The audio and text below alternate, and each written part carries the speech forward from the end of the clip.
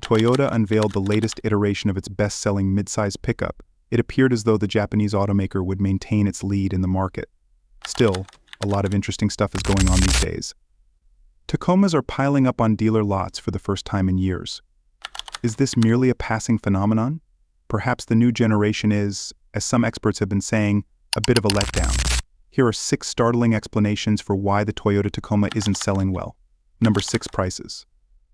It's debatable whether or not the new Tacoma has lived up to expectations, but there's no denying that the vehicle has become extremely costly.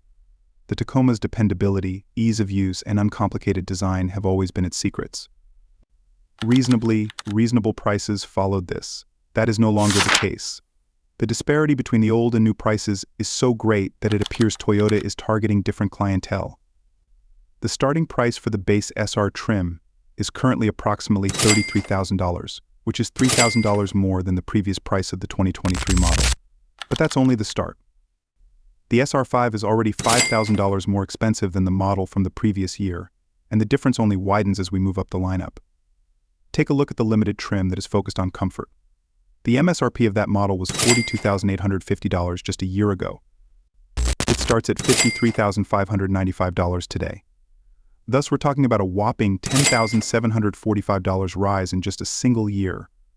The starting price of the TRD off-road has increased by $5,000 to approximately $43,295.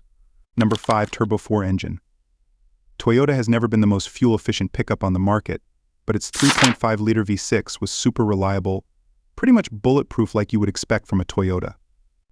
While the new generation brought a radical change, the old V6 was replaced with a new 2.4-liter Turbo 4.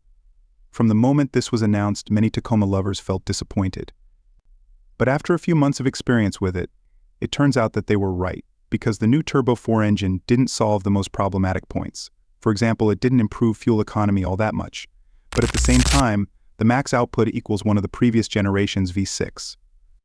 Though we have to admit that the extra torque makes the ride slightly peppier. But at the same time, the old V6 was smoother. Not to mention that most reviewers complained about the engine noise at heavy acceleration. Another thing that's hard to explain is why the base SR trim features a detuned version of the engine with just 227 horsepower instead of 278. But all these complaints wouldn't mean much if the new engine offered the same level of reliability and durability as the V6. Number 4. The cabin is still tight. The new generation of Tacoma has become more expensive, but it didn't get much more spacious. Moreover, we only saw minor changes to exterior dimensions, so nothing less was expected from the inside. Once again, the Tacoma is one of the tightest midsize pickups around. Of course, we're comparing the double cab version, which has brought a 1.1-inch improvement over the previous generation in terms of rear seat legroom. That's nice to hear, but we expected more because the new Tacoma still features less passenger space in the second row than key rivals.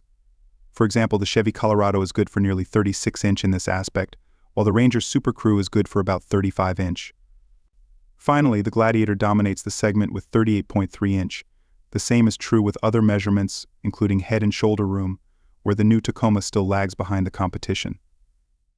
That's a bit of a shame, because we really like how the new Tacoma looks from the inside. It brought notable improvements in terms of build quality, while the massive, optional 14-inch infotainment screen dominates the dashboard and clearly suggests that the truck is crowded with all kinds of advanced tech goodies. Number 3, towing capacity. We know that the work capabilities of a pickup aren't just about the numbers, but somehow many Tacoma lovers don't understand why Toyota can't keep up with the competition in this aspect. The recent redesign brought more torque, chassis reinforcement, and other things, but for some reason things went in the opposite direction when it came to max towing capacity.